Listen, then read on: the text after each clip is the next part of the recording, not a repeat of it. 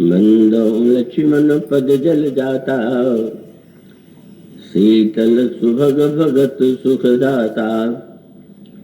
रघुपति कीरति विमल पताका, दंड समान भयउ जस जाका। शेष सहस्र शीस जग कारण, जो अवतरउ भूमि भय तारण। सदा सुसानुकूल रहु मम पर, कृपा सिंधु सौमित्र गुणाकर। भक्ति मती देवियों, भगवत कथा रसिक महानुभावों, पिछले 2 दिनों से श्री लक्ष्मण के उस रूप की ओर आपके सामने संकेत किया जाता रहा है जिसमें उन्हें साक्षात काल के रूप में प्रस्तुत किया गया है। और जब गोस्वामी जी लक्ष्मण जी की वंदना करते हुए उनसे यह विशेष निवेदन करते हैं कि आप सर्वदा मेरे अनुकूल रहें, तो इसका बड़ा सांकेतिक तात्पर्य कि समय की अनुकूलता ही सबसे बड़ी वस्तु है। और यदि समय काल अनुकूल न हो तो व्यक्ति का संकल्प पूरी तरह साकार नहीं हो पाता।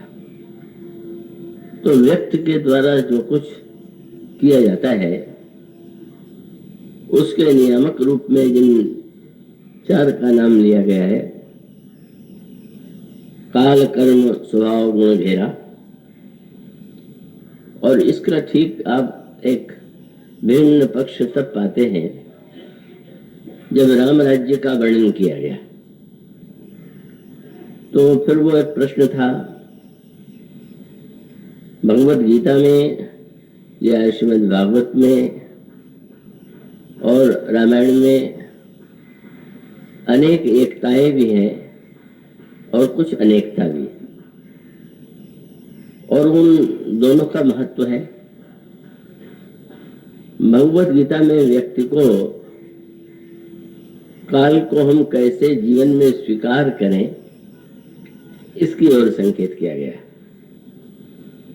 जब भगवान श्री कृष्ण अर्जुन से यह कहते हैं कि तुम्हें लाभ और हानि दोनों में, जय और पराजय दोनों में सम बनना चाहिए, तो यूं देखें वे तो साक्षात भगवान हैं और वे अर्जुन के सारथी हैं।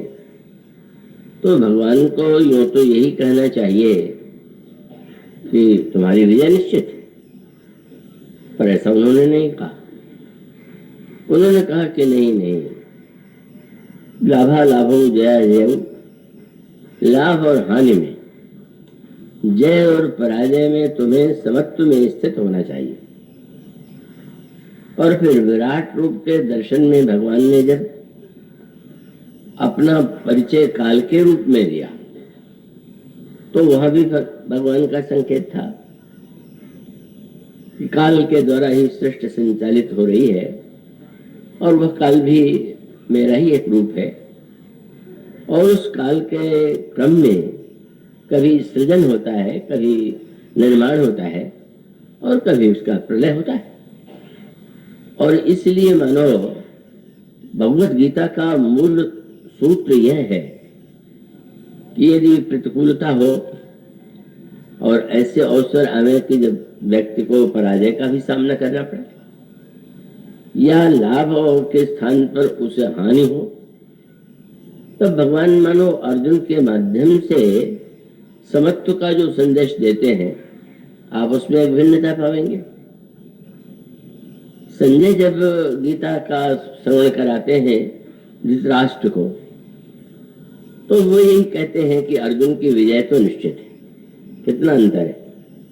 उनका कहना यह कि यत्र योगेश्वरो कृष्ण यत्र पार्थो धनुर्धरा, जहां स्वयं धनुर्धर पार्थ हो और योगेश्वर कृष्ण हो वहां पर तो निश्चित रूप से विजय होगी।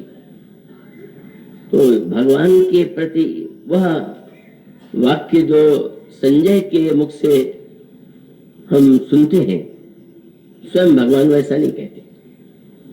और उसका मुख्य तात्पर्य है कि मानो भगवान यह बताना चाहते हैं कि काल सर्वदा एक जैसा नहीं होता। और स्वयं अर्जुन के जीवन में उस स्थिति का अनुभव हुआ। श्रीमद् भागवत की कथा आप सुनते हैं तो मानो जय और पराजय में समत्व होना चाहिए। भगवान के द्वारा यह वाक्य कहा तो गया, लेकिन महाभारत के युद्ध में तो उनकी विजय हुई। पर आप वह दूसरा पक्ष जानते हैं कि जब भगवान अपनी लीला का सम्मरण करना चाहते हैं और तब अर्जुन के पास यह संदेश प्रभु ने कहलवाया कि द्वारिका समुद्र में विलीन हो जाएगी, वहां पर भी भगवान काल के ही स्वरूप को स्वीकार कर लेते हैं।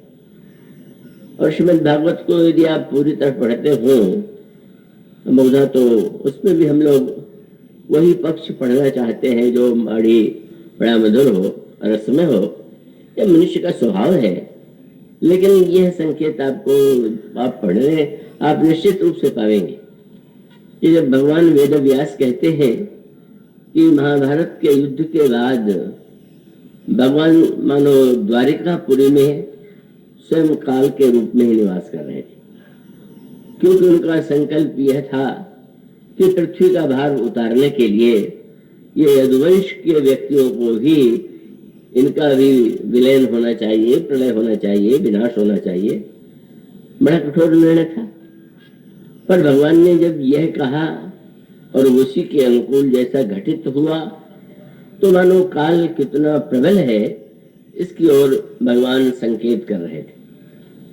और फिर जब उन्होंने यह संदेश अर्जुन के पास भेजा कि द्वारिका तो समुद्र में विलीन होने जा रही है, पर यहाँ पर यदुवंशियों में जो महिलाएं हैं, जो बालक हैं और यहाँ की जो वस्तुएं हैं, इसे लेकर के तुम्हें इन्हें सुरक्षित जो है उस ओर प्रस्थान करना चाहिए जहाँ मथुरा है।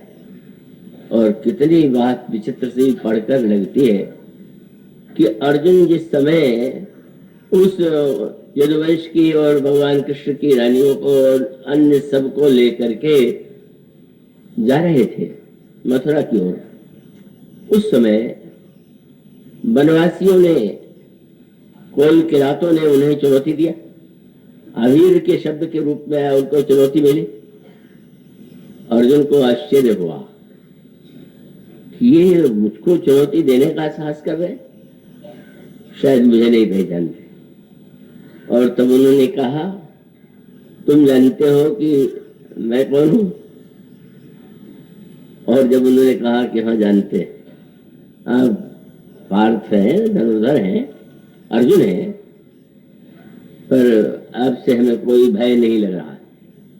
उन्होंने लूटपाट किया और अर्जुन जिसने महाभारत के युद्ध में इतनी बड़ी विजय गांडीव के द्वारा प्राप्त की थी, उस समय उस इतना शिथिल हो गया था शरीर, इतना विचलित था भगवान के वियोग से कि वो धनुष पर डोरी भी नहीं चढ़ा पाता।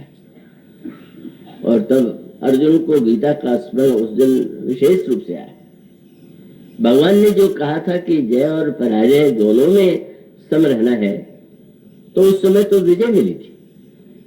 भगवान ने आज प्रत्यक्ष करके दिखा दिया कि नहीं, पराजय भी संभव है।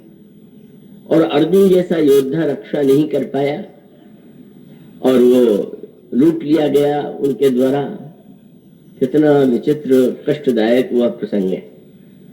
और उसका मूल सूत्र यही है, और उसको यूं व्यवहारिक अर्थों में भी यदि देखें तो जैसे ऋतुओं का क्रम है। ऋतुओं में ऋतु भी तो काल का ही एक पक्ष है। ऋतुएं आती हैं, कभी वर्षा, कभी गर्मी, कभी शीत। तो व्यक्ति यदि यह प्रयास करे कि ऋतुएं परिवर्तित न हो तो यह तो संभव नहीं। हाँ, इतना हो सकता है कि उस ऋतु में हम किस तरह से अपने आप की रक्षा करें और उस ऋतु के प्रकोप के द्वारा हम कितना बच जाएं, महत्व इसका है। तो इसलिए वस्तुतः मूल संकेत अर्जुन को लगा कि गीता के तत्व ज्ञान की परीक्षा तो आज हुई है, जब आज मैं पराजित हो गया और मैं आज असमर्थ हो गया, मैं अपने राज्य की बात कौन कहे, द्वारिकापुरी के संपत्ति की, परिवार की भी रक्षा नहीं कर पाया। तो उसका मूल तत्व मानो यह संकेत श्रीमद् भागवत में है कि यह जो काल है यह तो परिवर्तित होता ही रहता है, और उस काल के परिवर्तन के प्रक्रिया में व्यक्ति को स्थित प्रज्ञ बनना चाहिए, यह समत्व में स्थित होना चाहिए। यह महान संकेत भगवान देते। श्री रामचरितमानस में भी आप इस पक्ष पर दृष्टि डालें तो वह प्रसंग आपने पढ़ा होगा, पर उसमें इस शब्द की और एक विशेष जो सूत्र मिलेगा उस पर आपका ध्यान गया हो, न भी गया हो,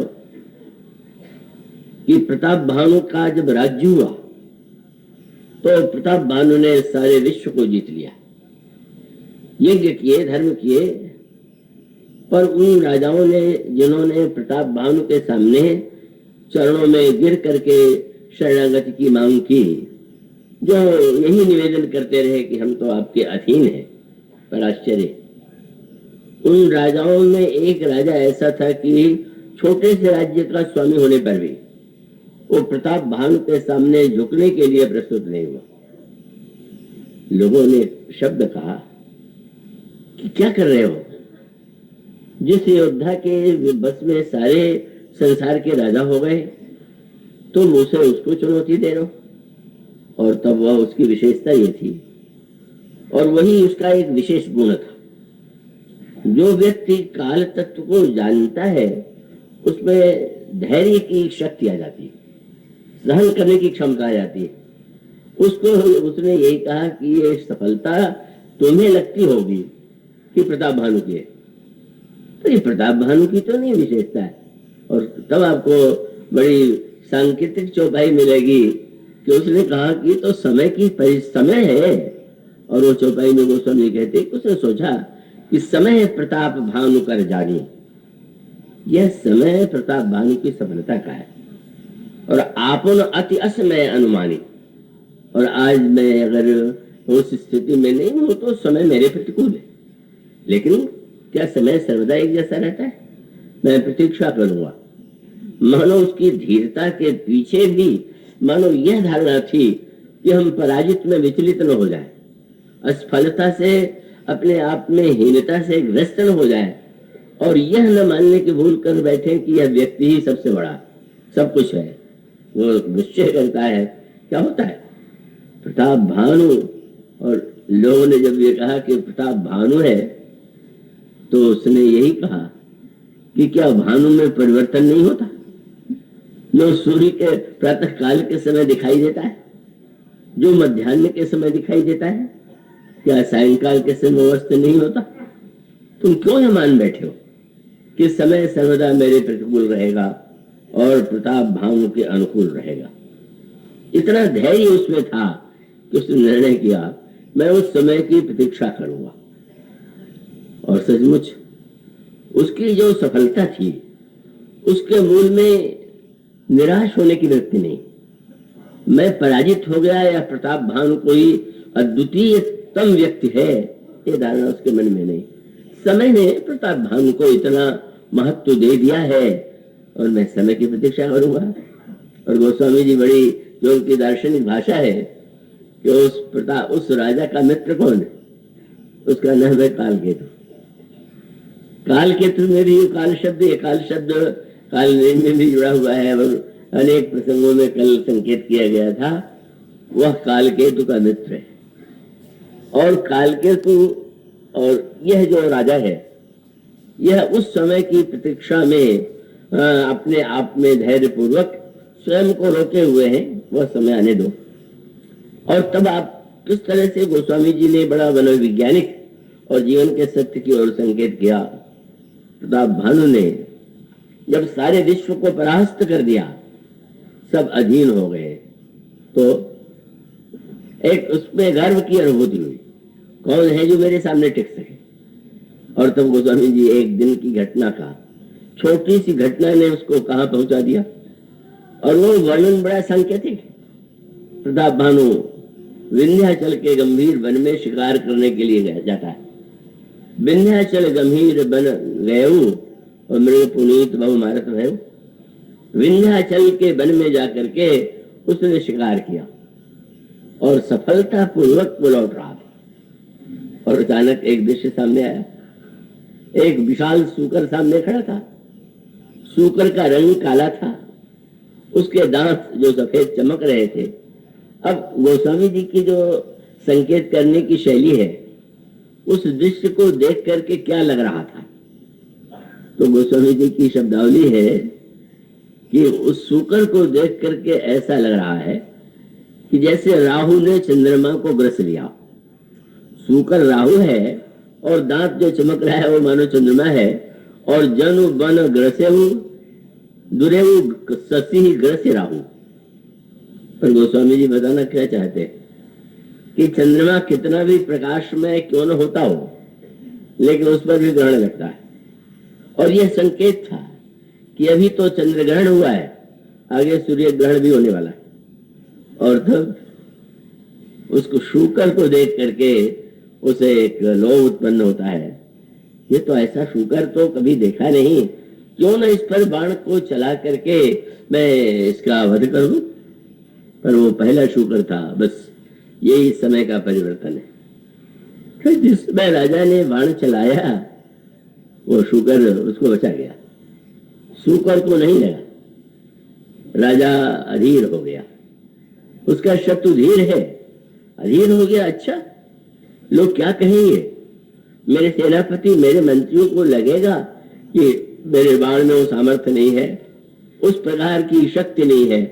और तब वो क्रोध के मारे उस शूकर के पीछे भागता है। और उस शूकर के पीछे भागते हुए जितने मंत्री सेनापति साथी थे सब छूट गए। और छूट जाने के बाद वो एक भीषण जंगल में अपने को पाता है। और उसी वन में वह जो राजा था मुनि का वेश बना करके, कुटिया बना करके रह रहा था। और राजा दिन में भूख लगी, प्यास लगी और मार्ग दिखाई नहीं दे रहा है। खेद खिन्न क्षुदित त्रिषित राजा बाजी समेत खोजित व्याकुल सरित सर जल जल भिनु भयउ अचित। और इस तरह से वन में भटकता हुआ उस कपट मुनि के आश्रम में पहुंचा। अब गोस्वामी जी की जो शैली है वो बड़ी भाषा उनकी अनोखी होती है। प्रताप भानु को देखते ही उस कपट मुनि के होठों पर मुस्कुराहट आई। और शब्द कितना सुंदर है, आसन दीन, आओ आओ राजन, तुम्हारे लिए आसन। पर उसके साथ उसने कहा कि आप बहुत अच्छे समय में आए। तो वह वाक्य क्या है? आसन दीन अस्त रवि जानी। उसमें सूर्य डूब रहा था। और उसी समय प्रताप भानु का, जब प्रताप भानु के विरोधी उस राजा ने जो कपट मुनि के वेश में था, जब यह कहा कि बहुत अच्छे समय में आए, तो मानो व्यंग था कि वह भी सूर्य डूब रहा है और तुम भी डूबने वाले हो। कोई सूर्य ऐसा नहीं होता कि जिसका अस्ताचल न होता। लोग हर्षक को नहीं समझ पाता। केवल उतना ही पक्ष लेना अपेक्षित है कि राजा के जीवन में एक विजय के बाद गर्व का उदय होता है कि मैं कितना महान, कितने बड़े कार्य मैंने किए, कैसे मैंने सफलता पाई। पर असफल होते हुए भी वह धैर्य पूर्वक प्रतीक्षा करता है और अंतिम परिणति यही होती है कि अंत में वही प्रताप भानु था। और उस पर जिस तरह से षड्यंत्र के द्वारा उसके द्वारा ऐसा कार्य हो गया जिस कार्य के करने की कल्पना भी वह नहीं कर सकता था। और शाप मिला, और शाप मिलने के बाद अन्य सभी राजाओं ने मिलकर आक्रमण करके प्रताप भानु को पूरी तरह दिया। तो इसका भौतिक तात्पर्य यह है कि अगर व्यक्ति एक बार यह सत्य समझ ले कि व्यक्ति की सारी महानता जो है, यह व्यक्ति की सफलता में व्यक्ति ही नहीं होता, वो भी उसका भाग है। वो बुद्धिमान हो सकता है, बलवान हो सकता है, योग्य हो सकता है, पर सबसे अधिक बलवान तो वस्तुतः समय ही है। समय का परिणाम ये हुआ कि अंत में प्रताप भानु परास्त हुआ, अगले जन्म में राक्षस बना। और इन सब का संकेत मानो इस दिशा में है कि यह जो व्यक्ति है वो कितना काल की सीमाओं से घिरा हुआ, काल परतंत्र है। तो इस दृष्टि से काल के द्वारा जो सृष्टि के इतिहास में हुआ है, और रामायण में भी इसकी ओर आपको संकेत पढ़ने को तो मिलेगा, लेकिन एक निराशा भी इससे व्यक्ति के मन में उत्पन्न हो सकती है कि अगर काल इतना प्रबल है तो फिर ऐसी परिस्थिति में हम क्या करें, कुछ करने का अर्थ ही नहीं। सब कुछ काल है तो वह वृत्ति भी तो कल्याणकारी नहीं। काल को समझने के लिए ही ज्योतिष शास्त्र का निर्माण हुआ। काल के विषय में, काल का स्वरूप, काल की अनुकूलता के लिए, और उसकी एक सीमा है। और वो सीमा ऐसी तो नहीं है कि जिसमें कभी भूल न होती हो, त्रुटि न होती हो। तो उसका अभिप्राय मानो यह है कि काल की क्षमता को जान करके अभिमान तो नष्ट हो जाना चाहिए, लेकिन उसका तात्पर्य नहीं है कि काल ही सब कुछ है तो व्यक्ति के करने के लिए कुछ क्या बचा हुआ है। तो रामचरितमानस का जो दर्शन है उस दर्शन में एक अंतर है। फिर आप श्रीमद् भागवत में भी वही सूत्र पाएंगे कि परीक्षित जिसकी रक्षा स्वयं भगवान ने की, जो पांडव कुल का एक ही बचा हुआ एक पुत्र है, जब उसको भी मुनि के द्वारा शाप मिल जाता है कि 7वें दिन तुम्हें सर्प डस लेगा, फिर वही संकेत सब कुछ होते हुए भी, और ये 7 दिनों की संख्या बड़े महत्व की। ये सर्प को रामायण में भी, श्रीमद् भागवत में भी सर्वत्र काल के प्रतीक के रूप में ही सर्प का स्मरण किया गया है। रामायण में तो स्पष्ट ही शब्द है, शंकर जी अपने शरीर पर धारण करते हैं सर्प को। कई सर्प क्यों धारण करते हैं? तो आप श्लोक में गोस्वामी जी के पाएंगे, वे कहते हैं संसार में लोग तो सोने चांदी या हीरे मोती के आभूषण धारण करते हैं, पर भगवान शंकर जो है काल व्याल कराल भूषण धर्म, गंगा शशांक प्रियम, भगवान शंकर के शरीर पर दिखाई देने वाला सर्प वस्तुतः काल है। और इसीलिए आप अवतारों के साथ सर्प को जुड़ा हुआ पाएंगे। भगवान कृष्ण जिस तरह से काली नाग के सिर पर नृत्य करते हैं, भगवान विष्णु की सैया सर्प के रूप में, भगवान का आभूषण सर्प के रूप में, यह काल के ही विभिन्न संकेतों के रूप में ये प्रसंग आते हैं। और 7 दिन की मृत्यु का तात्पर्य यही है कि यह तो 7 दिन में मृत्यु तो प्रत्येक व्यक्ति के लिए अनिवार्य है। अब उस अनिवार्य मृत्यु को टालने के लिए ऐसा दोनों पक्ष आता है, और अंत में ये आता है कि श्रीमद् भागवत की कथा श्रवण करके उसके अंतःकरण में काल का भय समाप्त हो गया, और उसको ये प्रतीत होने लगा कि मैं शरीर नहीं हूं, शरीर भले ही नष्ट हो जाए पर मेरी आत्मा तो नित्य है, भगवान का अंश है। और इस प्रकार से काल को नहीं जीत पाने पर भी काल के भय को वह जीत लेता। और तब मानो उसका संकेत यही है कि काल तो अपनी स्थिति परिस्थिति के अनुकूल कार्य करता ही है, लेकिन व्यक्ति को उसका सही सदुपयोग यही है कि वो काल को भले ही न परास्त कर सके पर काल के भय से वो मुक्त हो सकता है। इसी के लिए सत्संग किया जाता है, कथा श्रवण किया जाता है। इसीलिए श्रीमद् भागवत की कथा के रूप में उसको तो पारंपरिक रूप में बहुधा जिन परिवारों में कोई मृत्यु होती है तो परंपरा है कि श्रीमद् भागवत की कथा सुनते हैं, तो परंपरा की बात तो और है, और उसका मूल तात्पर्य है कि व्यक्ति जो है का एक रूप से ग्रहण कर ले कि परीक्षित भी तो काल के अधीन था, पर वो काल के अधीन होते हुए भी काल के भय से मुक्त है। पर एक दूसरा पक्ष जिसकी ओर संकेत श्री रामचरितमानस में किया गया वह क्या है? भगवान श्री राम के चरित्र में काल के सदुपयोग और काल के परिवर्तन की प्रक्रिया का वर्णन किया गया, और इन दोनों को ठीक ठीक यदि हम समझ लें तो दोनों का बड़ा महत्व है। भगवान श्री राम के चरित्र में काल के परिवर्तन, काल का सदुपयोग, काल का सहयोग, इन सब का स्वरूप आपको दृष्टिगोचर होगा।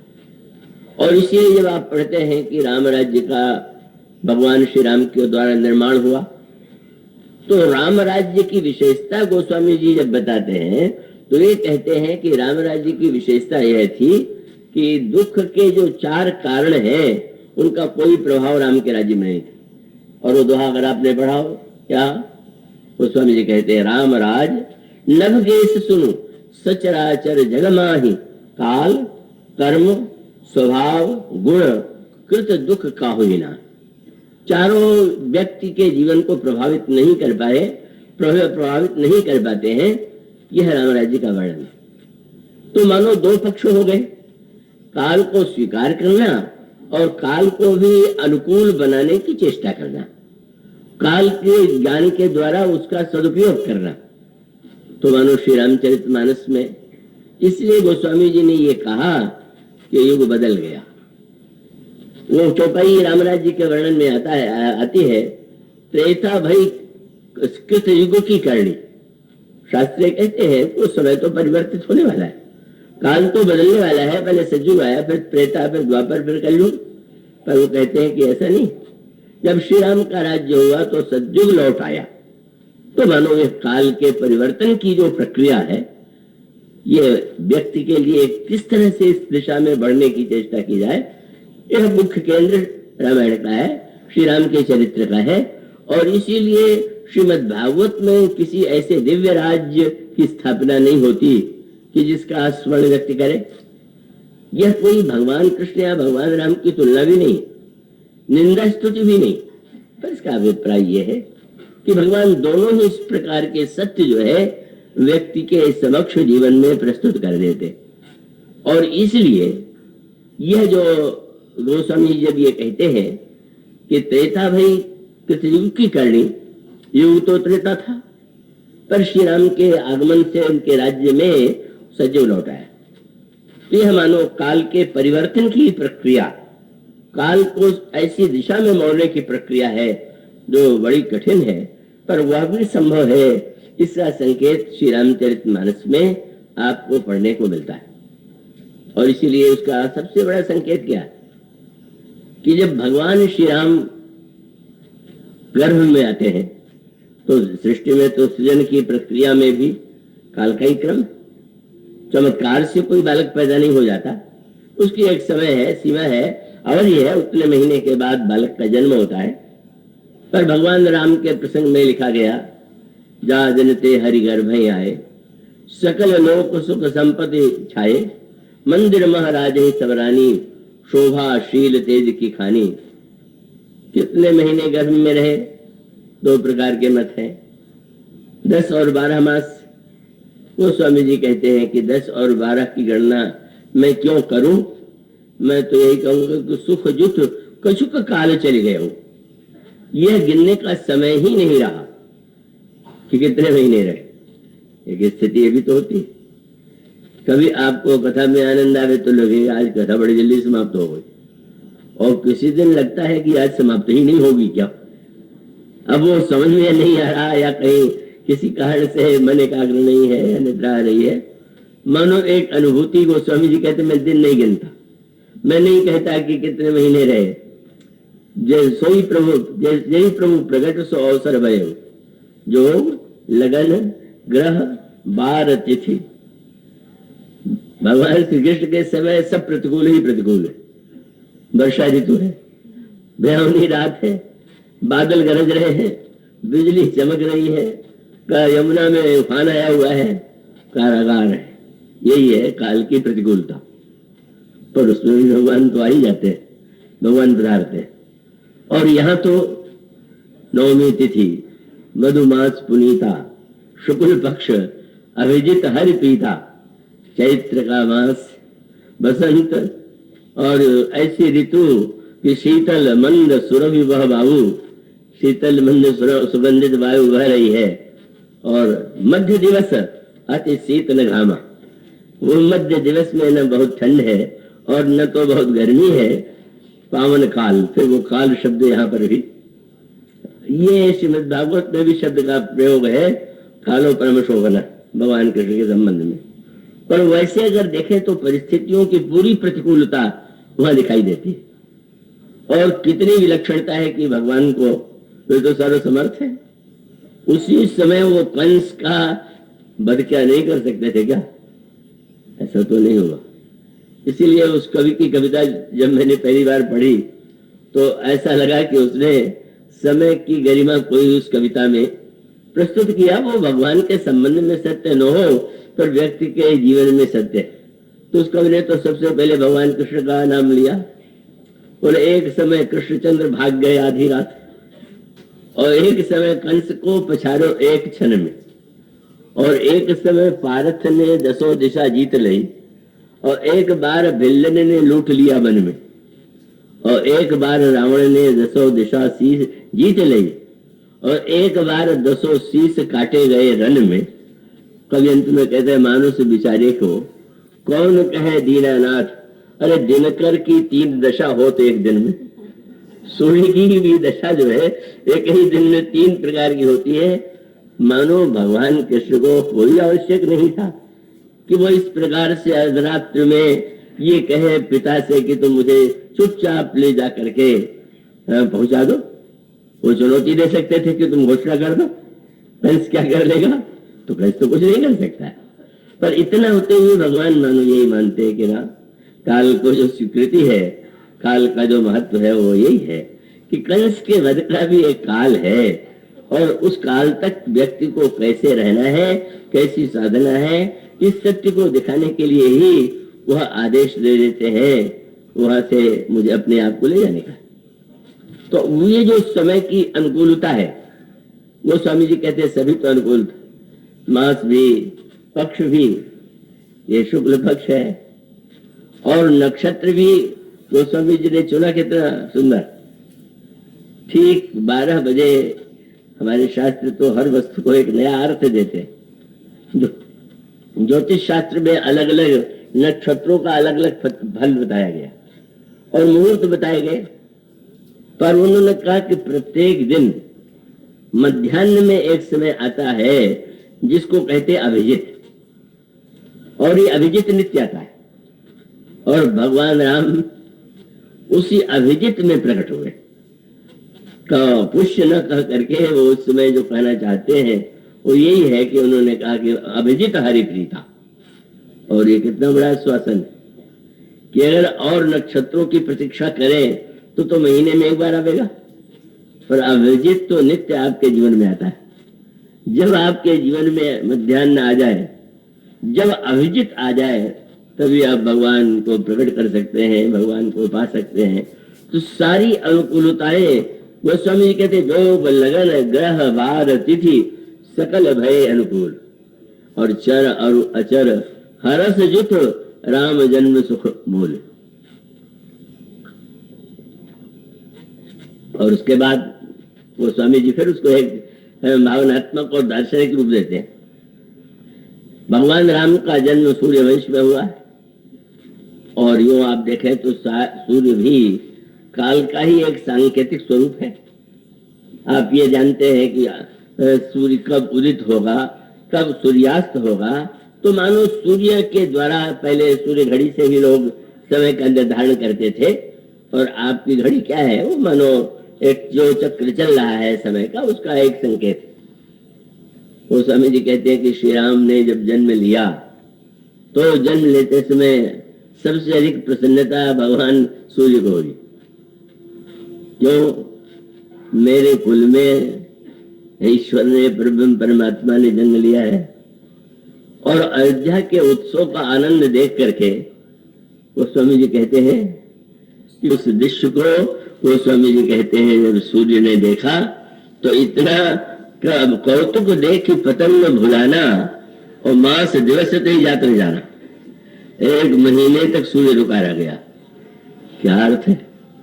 गणित की दृष्टि से, ज्योतिष की दृष्टि से तो संभव नहीं है कि सूर्य जो है 1 मास तक वहां पर, और फिर 1 मास तक सूर्य कहीं उदित हो जाए तो कितना व्यक्ति सोचने लगा क्या हो गया। कुछ घंटे अगर किसी दिन में बढ़ जाए तो भी एक दिन निकल आया समाचार पत्रों में, उस दिन सूर्य सबसे अधिक जो है उग्र रूप में बड़ा उसमें ताप होगा। कई तो डर के हमारे घर में छिप के बैठ गए, उनको सत्य ही लगा कि आज शायद सूर्य जो है, तो मानो सूर्य के एक ऐसे नियम है, सूर्य ऐसा है कि जो कभी समय से अलग होता ही नहीं, निरंतर। लेकिन आज कौतुक देख पतंग बुलाना, मास दिवस से ही जात न जाना। पूजा 1 महीने का हुआ तो लोगों को कैसा लगा? अब वो स्वामी जी कहते हैं, मास दिवस कर दिवस भा, मरम न जाने कौन। किसी व्यक्ति को लगा ही नहीं 1 महीने हो गए। अब काव्य की भाषा में यूं कहे कि इतना अधिक आनंद आया कि 1 महीना भी दिन जैसा लगा। और दार्शनिक भाषा में मानो संकेत यह था कि भगवान तो वस्तुतः काल को स्वीकार करते हुए भी काल की गति को रोकने के लिए ही अवतरित हुए। काल स्थिर हो जाता है। मानो ईश्वर जो है ये काल के प्रति, काल का जो नियामक है, काल उसके वशीभूत है। इसलिए मानो सूर्य भी जो है अपने नियम का परित्याग करता हुआ दिखाई देता है। और ये एक बड़ा सूत्र है कि काल या समय चाहे जितना प्रबल क्यों न हो, लेकिन उसका नियामक जो है वहां पर काल की गति जो है सर्वथा समाप्त हो जाती है। और जब आप पढ़ते हैं, जिसकी चर्चा कल की गई थी, कि भगवान के हाथ में जो धनुष है वो काल है, बाण जो है वो समय है। लंका कांड के प्रारंभ में गोस्वामी जी कहते हैं, लो निमेश परमाणु जुग वर्ष कल्प सरचंड। वहां भी आपने ध्यान दिया, ये धनुष बाण को काल के रूप में कहने का तात्पर्य क्या है? धनुष निरंतर स्थिर रहता है और बाण चलता रहता है। काल स्थिर है पर समय जो है लव निवेश परमाणु युग वो निरंतर चलता रहता है।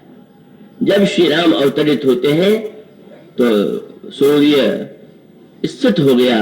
1 महीने तक सूर्य आकाश में उदित था, पर कोई भी व्यक्ति को जान नहीं पाया। वर्ष हमारे गंगा दंपति के द्वारा दिल्ली में आयोजन होता है कथा का, वो रामनवमी का ही समय होता है। तो एक बार इस जन्म मेरे पास आए, क्योंकि पंचांग में आप देखते हैं रामनवमी है तो स्मार्त की अलग और वैष्णव की अलग और रामानुजियों की अलग, इस तरह से कई दिन होता है। तो उन्होंने बड़ी निराशा प्रकट करते हुए कहा कि क्या यहाँ के पंडित है, यही निर्णय नहीं कर पाते कि 3 दिन में असली रामनवमी किस दिन, इतनी भी में बुद्धि नहीं। तो मैंने विनोद में उनसे कहा कि आपको बुरा नहीं मानना चाहिए, जब जन्म के समय 30 दिन सूर्य रुका रहा तो 30 दिन तो रामनवमी हो ही सकती है। तो 30 दिन में अगर 3 दिन हुआ तो बहुत कम होगा, आपको परेशानी क्यों हो रही? मैंने उसका अभिप्राय इतना बताना था। ये प्रसंग एक दूसरे से जुड़े हुए, या तो सूर्य की गति रुक जाए, और लंका कांड में ठीक इसका उल्टा है। वहां अगर लक्ष्मण जी मूर्छित दिखाई दे रहे हैं तो वहां पर सूर्य को नहीं रुकना है। अब सूर्य तो बस का जो वैद्य सुफेर है उनका कथन है कि निश्चित रूप से सूर्योदय अगर होगा तो इनके प्राण की रक्षा नहीं हो सकती। तो अब भगवान जैसे जैसे जन्म के समय 1 महीने का, तो सूर्य को रोक नहीं सकते। और गीतावली में तो गोस्वामी ने कहा, हनुमान जी ने ये कहा कि अगर ये समस्या हो सूर्योदय की तो हम उसको ऐसा बंद कर दें कि वो निकल ही न पाए। कई प्रस्ताव हनुमान जी ने किए हैं। तो मैंने जिसमें क्या पाताल दलों ब्यालावली अमृत कुंड महिलाओं, और बस अब सूर्य को भी अब वो संकेत, वहां भी संकेत, ये रामायण की और पुराणों की कथाओं में जो संकेत है वो बड़े गहरे होते हैं। हनुमान जी वो है जिन्होंने सूर्य को मुख में धारण कर लिया था, और उस समय सूर्य होते हुए भी हनुमान जी के मुख में है। हनुमान जी ने यह कहा कि आपकी आज्ञा हो तो बहुत से विकल्प हैं, और क्यों न सूर्योदय नहीं होने दिया जाए। प्रभु ने कहा, हनुमान हम सूर्योदय रोकने नहीं आए हैं, तुम क्यों ऐसा चाहते हो? संभव तो सब है, तुम सब कुछ कर सकते हो, लेकिन कोई ऐसा भिन्न मार्ग तुम्हें निकालना चाहिए। और तब समय से भी तीव्र गति, वो काल का दूसरा पक्ष है। या तो काल स्थिर हो जाए, या किसी की गति इतनी तीव्र हो कि सूर्य की गति भी उसके सामने धीमी पड़ जाए। और यह महान कार्य हनुमान जी को सौंपा गया। ये नहीं कि सूर्य का प्रकाश रुके या सवेरा रुक जाए, यही आज्ञा है कि उस प्रातः काल से पहले ही औषधि लेकर के आ जाना है।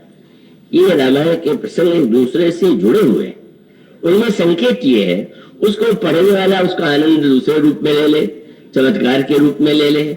महाभारत में भी तो प्रसंग आता है कि जब जयद्रथ के वध की प्रतिज्ञा अर्जुन ने किया तो साथ साथ यह भी जोड़ दिया कि सूर्यास्त तक अगर जयद्रथ का वध में नहीं कर पाया तो मैं चिता में अपने को भस्म कर लूंगा।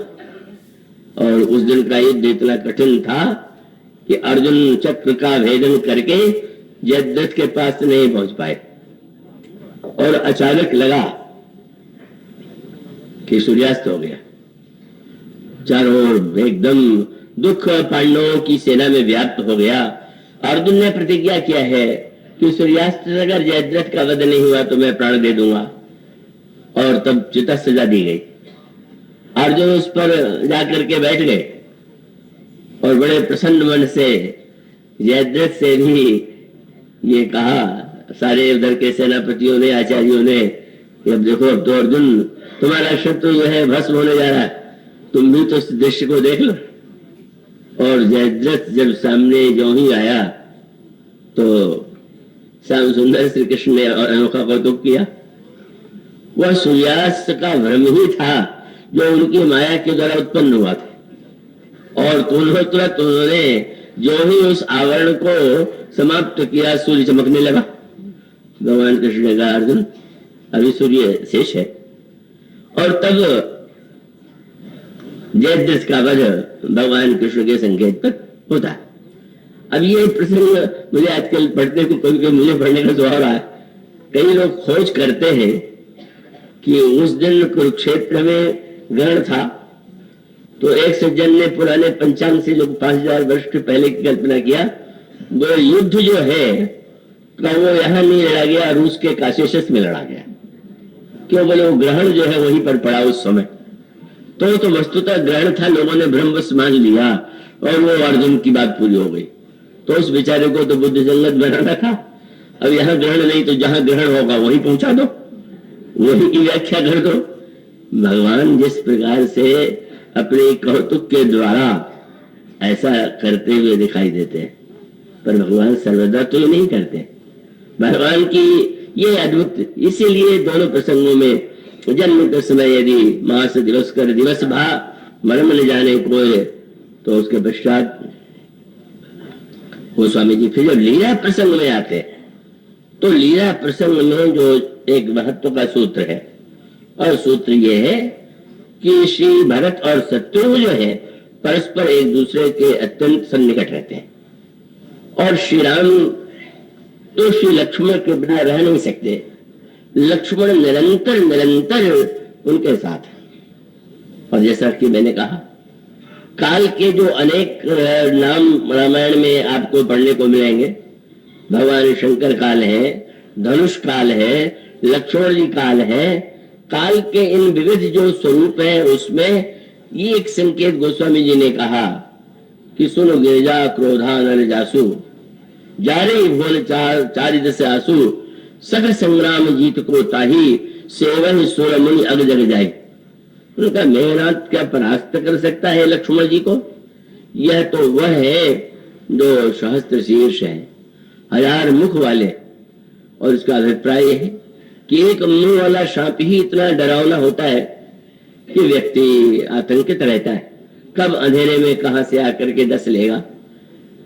पर ऐसे भी व्यक्ति दिखाई दिए कि जो सांप का मुंह पकड़ लेते और वो अपने चालन के द्वारा सर्प का भी वध कर देते। पर संकेत है कि जो 1000 मुंह वाला सर्प है उसका कौन सा मुंह पकड़िएगा? और उसका अर्थ है कि तो एक मुख कोई पकड़ेगा तो 999 मुख तो बने ही रहेंगे उसके। यह काल के रूप में लक्ष्मण जी निरंतर प्रभु के संगी, प्रभु के अनुगामी। रामायण काल में काल जो है वो प्रभु का अनुगामी। तो श्री कृष्ण अवतार में बलराम भी शेषावतार है, पर वहां वे बड़े भाई हैं और भगवान कृष्ण पीछे भाई। भगवान कृष्ण बहुधा उनके पीछे ही रह करके और विनम्रता से उनकी आज्ञा का पालन करते हुए दिखाई देते हैं और उन्हें अनेक बातें बलराम जी की प्रिय प्रतीत नहीं होती। वो एक भिन्न दर्शन है और एक दर्शन वो है कि लक्ष्मण जी तो निरंतर अनुगमन करते हुए प्रभु के साथ विद्यमान है और यह प्रभु के साथ उनकी जो विद्यमानता है, काल के द्वारा किस तरह से उनका अनुगमन होता है, काल के द्वारा कैसी उनकी सेवा होती है। लक्ष्मण जी जिस तरह से प्रभु के आदेश पर अगर प्रभु ने मारीच और सुबाहु पर प्रहार किया तो लक्ष्मण जी अकेले ही अनुज निशाचर कटक संहारा। श्री राम के साथ केवल लक्ष्मण जी को लेकर के विश्वामित्र जाते हैं। लोगों को लगा आश्चर्य, लड़ने के लिए जा रहे हैं और एक लक्ष्मण को, पर विश्वामित्र जानते हैं यह लक्ष्मण कौन है। और इसलिए बहुत बढ़िया बात परशुराम जी महाराज ने जब ये कहा कि तुम कोई भी व्यक्ति बड़ा काम करता है तो अभिमान होता है, तो धनुष तोड़ करके तुम्हें अभिमान अवश्य होगा। भगवान ने कहा महाराज अगर मैं धनुष तोड़ पाता तो बहुत देर से बैठा हुआ था, मैं तो नहीं तोड़ पाया, मैं उठा भी नहीं। लोगों को आश्चर्य भी हुआ कि जिन सीता जी के प्रति मेरा इतना प्रेम है पुष्पवाटिका में दिखाई देता है, मैं उठ करके धनुष क्यों नहीं तोड़ देता।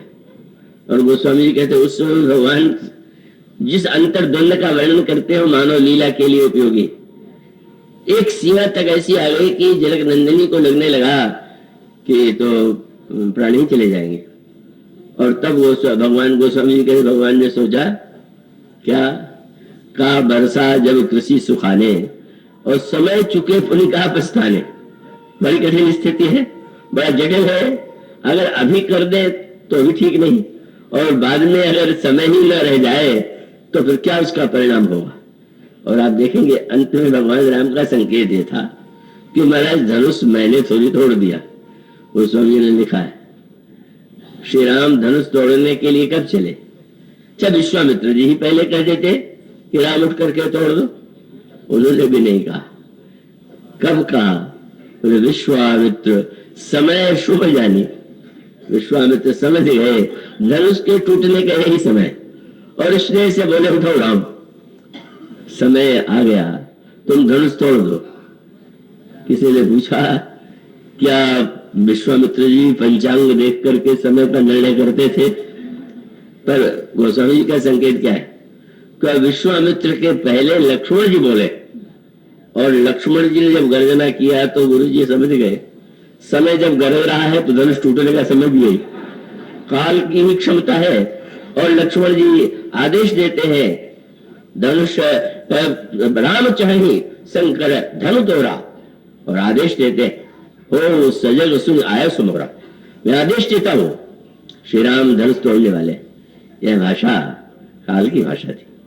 वो श्री राम के धनुष तोड़ने के भविष्य की घोषणा करते, मानो उसका संकेत यही कि यह जो काल को अनुकूलन करने की प्रक्रिया है वो रामायण है और उसी के स्वरूप लक्ष्मण जी हैं। और इसीलिए सबकी वंदना करते हुए गोस्वामी जी लक्ष्मण जी से ये कहे बिना नहीं रहते कि सदा सुसानुकूल रहो पर। महाराज आप तो सदा अनुकूल रहिए, आप अनुकूल है तो सब अनुकूल है। मानो यह जो स्वरूप लक्षण है उस काल को कैसे कब किस रूप में स्वीकार किया जाए इसकी चर्चा अगले दिनों में बोली है।